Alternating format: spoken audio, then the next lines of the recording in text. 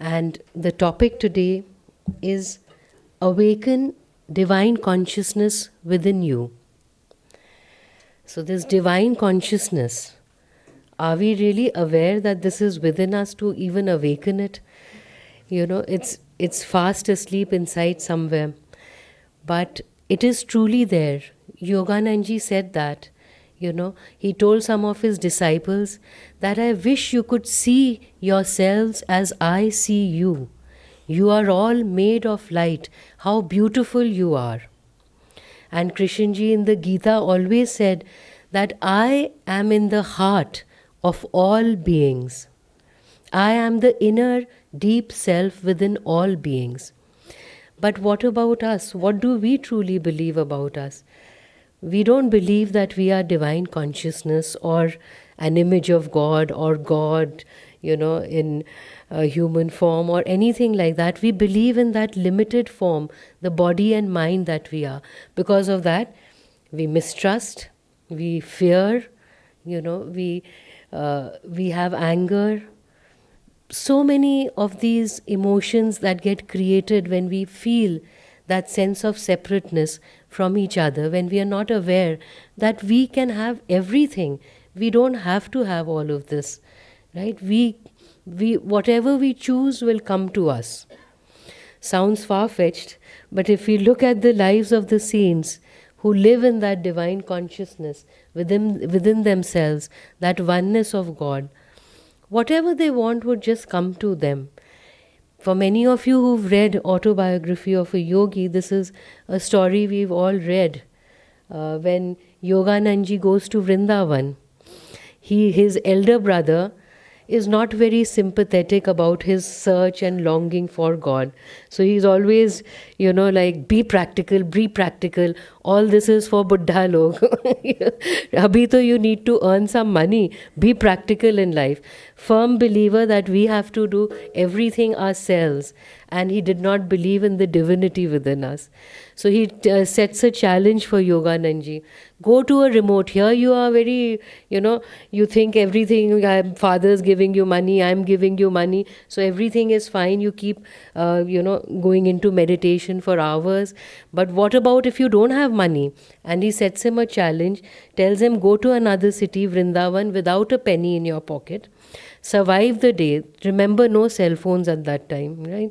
So survive without anything. You can't tell anybody anything also about your predicament. And then let's see how, you're starving. After a few days, you will come to your senses.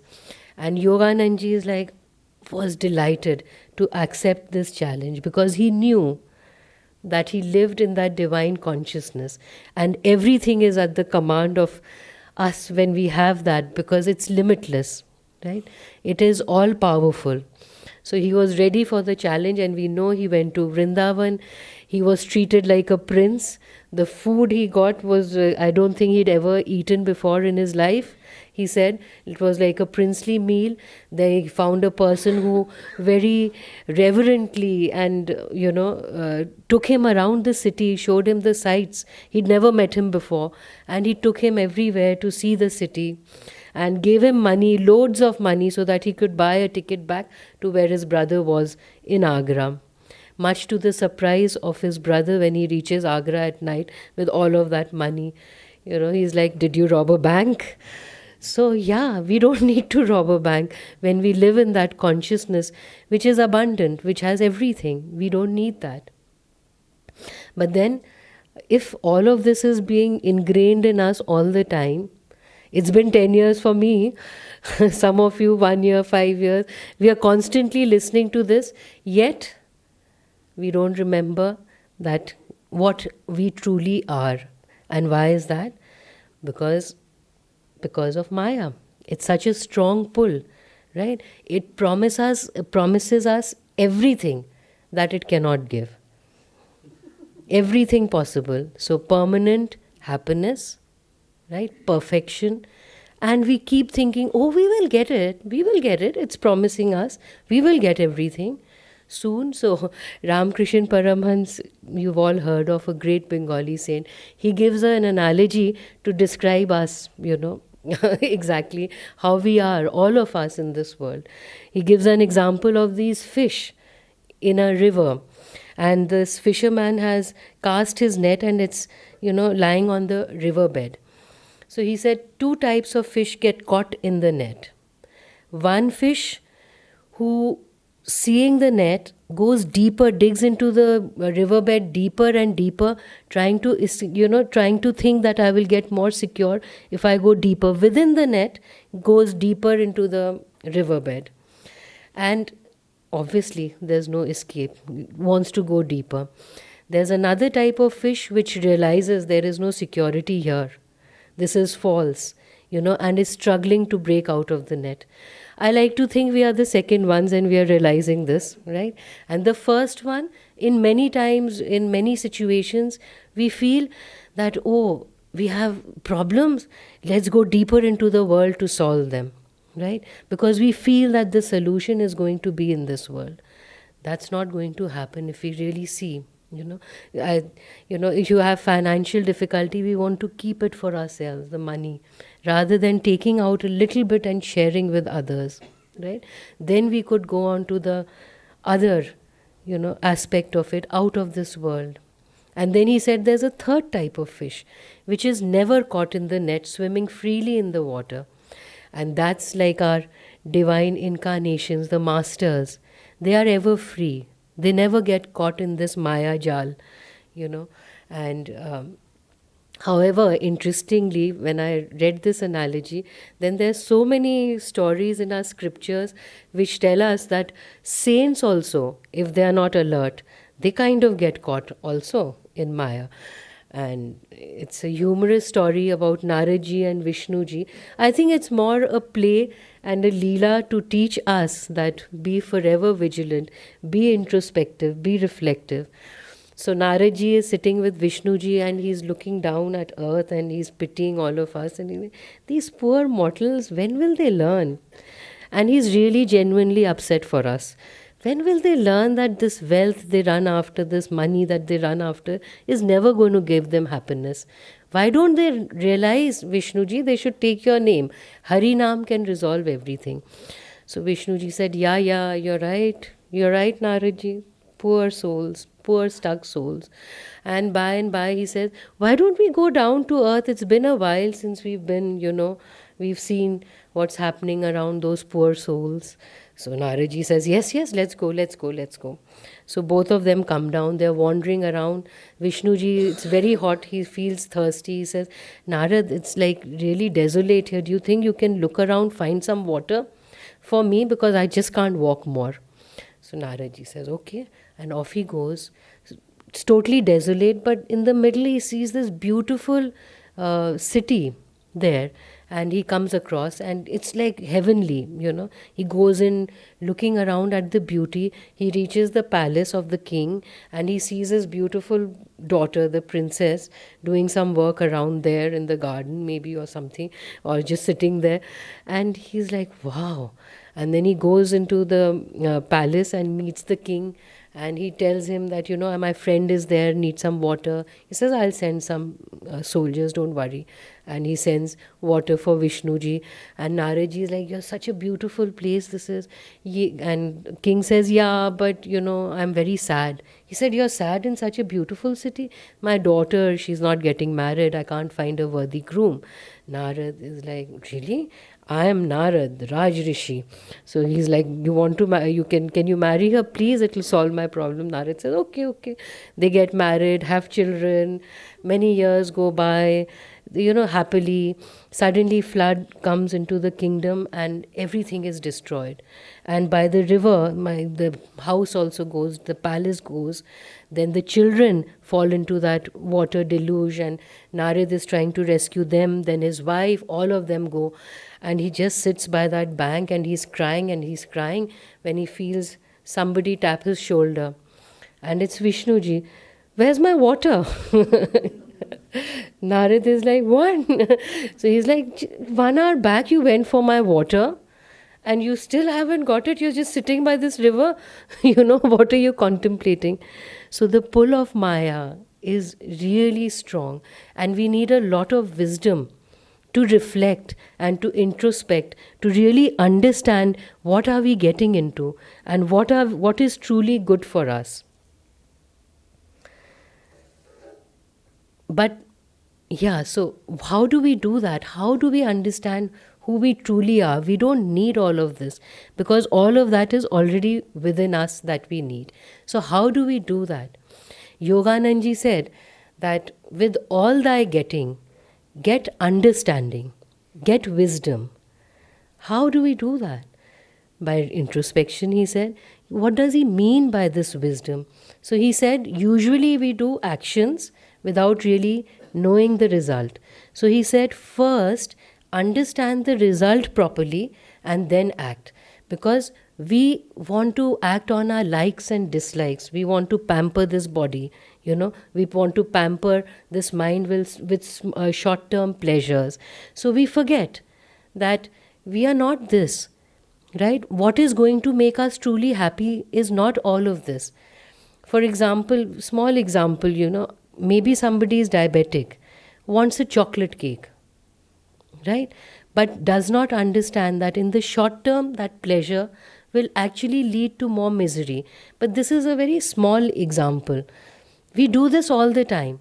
When we hurt somebody we really love, we think we love that person. But what do? We end up hurting them. Then maybe we feel guilty after that, but we do that. Sometimes even people who are able to hurt us back very badly, we still hurt them with our ego rush. I can do it. So what are we doing? What are we trying to achieve in this world? We've become almost habit bound into what we are doing. So we really need to attune to this wisdom to understand that who we truly are and work from that situation. Work from that consciousness, right? Fortunately for us, there is an equally strong force of wisdom along with the force of non-wisdom, which is Maya. Now it is our choice what we hold on to. If we hold on to that force of wisdom, we are going to do good action, and when we do good action, it will lead to our ultimate happiness, right? And the more we act well in this world, the more that divine consciousness can awaken within us. I think it came in the news some years back. You may have also heard. I think it happened in the US. In a drive-through where, they serve food as you drive. You don't have to come out of the car. You sit in the car and you go to the window, the counter, order your meal and leave. So there's this person in the drive-through or in a car and he's getting his meal, but it's taking a long time. So this person behind starts honking impatiently. Eventually after a while, this man moves away and the other car who was impatient comes in and stands there and gets his meal. He's upset and why do you guys take so long and all of that and everything. So anyway, this lady in the counter gives him the meal and he tries to pay for it. She said, no payment needed. The person in front of you paid for your meal. Yeah, you remember that? And then it was just a change in consciousness for him. He was so shocked and happily surprised. So that spark of divine consciousness was awakened in him, because what did he do after that? He paid for the next person's meal, right? And this chain, imagine, went on for a very, very long time. So we need just one good action, not only to awaken our consciousness, but be an instrument for this divine consciousness within everybody. Thank you. When we face a tragedy or suffering, be it on a personal level or in a world scale, our tendency or people's tendency is to ask, where is God? Why is He allowing these things to happen? Doesn't He care about us? Master Yoganandaji, he answered to these questions. And his answer was that people don't care enough about God to tune in to His help. Remember that Jitendra, Master's friend who went to Vrindavan? That's him. I mean, this is him. And in fact, it is as Master was saying, it is our ignorance, our indifference that have created these problems. And Swami Kriyananda described such a situation in a very interesting way. He said, it's as if someone is in a room moving around in daylight, but with closed eyes. So naturally, he will bump into a piece of furniture and hurt himself. That's what we are doing. His light is everywhere, yet our eyes are closed because of our ignorance. And that's why we suffer. The Christian Bible, the Gospel of Saint John, says the same thing. The light shineth in darkness, and the darkness comprehended it not. The darkness is not about evil, not necessarily, but simply ignorance or indifference, delusion, we might say. And because of that ignorance, people are not able to perceive the light, comprehended it not. Swamiji said, by closing our eyes to light, we create the darkness. By closing our heart to love, we create fear and hatred. And by closing our soul to joy, we create our own misery. Well, all of us here, thankfully, realized that this world outside is not the answer. We need something more, something else. So that's why we gathered here. And as we start meditating, even just a little bit, as our mind calms down and start turning inward, we start realizing what is our reality. God is always calling us. There's this song by Swami Kriyananda, God's Call Within. There, God is calling us. Oh, my saint, wake up. Reclaim the light. Seek the truth behind all seeming. Turn within. For the light, for my love. We feel peace. Maybe we see inner light in meditation or hear sound.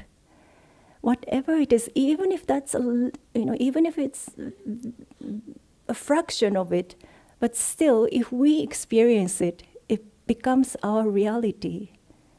There's no doubt that is our reality. To live in divine consciousness is not about, distinguish light from darkness or good from evil. That is still in duality. To awaken a divine consciousness and to live in that divine consciousness is to see that light in everything, to choose to see light in everything, even in difficulties, even in bad people, even if we think they are bad. There's one story by Paramhansa Yogananda. He was in Philadelphia once and walking on the street. 3 men came up to him and with guns and threatened him that give us all your money. Yogananda just said, yes, of course, I can give you all the money I have, but I have a treasure that you cannot take away from me. And these guys were like, what is he talking about? Is he crazy? What? And then Yoganandaji just looked them into their eyes with so much love. And these 3 guys started shaking. what is happening? Now I cannot live like this. What did you do to us? What Yoganandaji did is, with that much of love, he awakened love that was already in these bad guys. He didn't bring it from somewhere else, just awakened. Love, light, joy, these are our own reality. There is a story of a Dutch woman, Corrie ten Boom.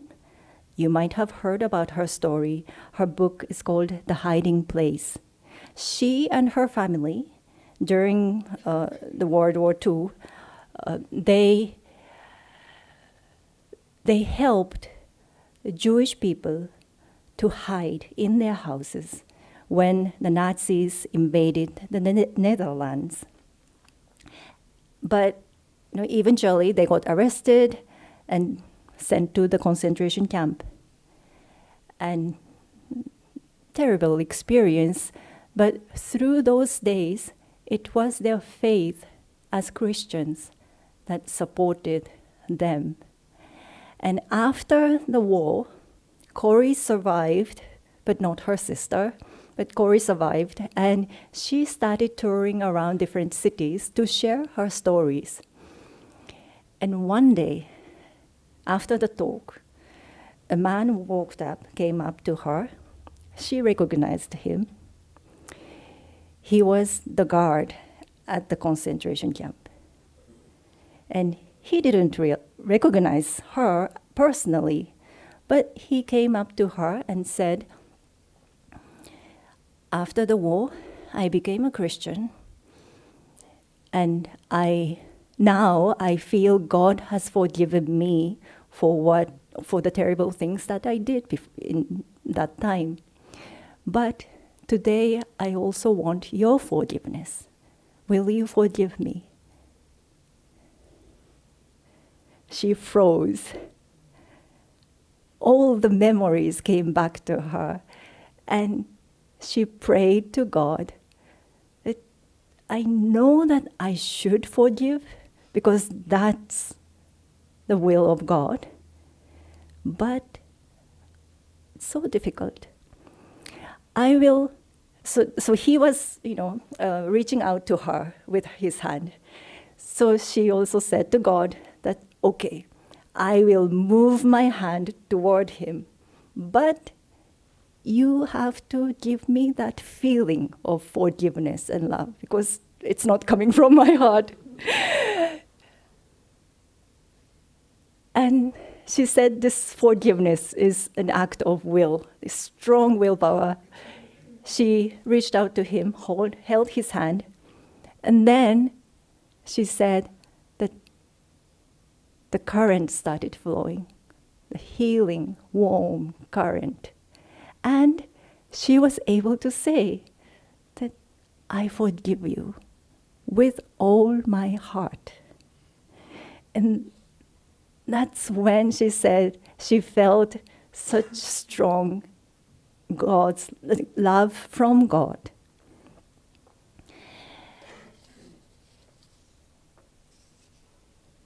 It's really difficult. I mean, it's beyond imagination. But she chose to see the light. She chose love. And even though it's scary, or even when, things seem more than what we can handle, but if we choose that light, then God's grace come. Just like, he came to Corrie. We have our own challenges, maybe relationships or emotions or habits. It may not be as dramatic as Corrie's, but it's real to us, right? We struggle. And to overcome it, when you come to a place like this, you will learn different techniques, tools. You start meditation, maybe you'll do affirmation, pray a lot, still, sometimes we feel we are not going anywhere. Nothing is changing. What else am I supposed to do? Nayaswami Devi said she went through such situation. Feeling desperate, she once asked Swami Kriyananda what to do. I've been doing everything I can do, but somehow I am not able to overcome this challenge. And Swamiji, he patted her shoulder and said, God's grace. We do our part. However imperfect it may seem, we do what we can do. Then that opens up the channel for the God's grace to flow. We have to do our part. But then we have to also believe that He will take care of us. So let us have that courage and faith to live in that divine consciousness. Om.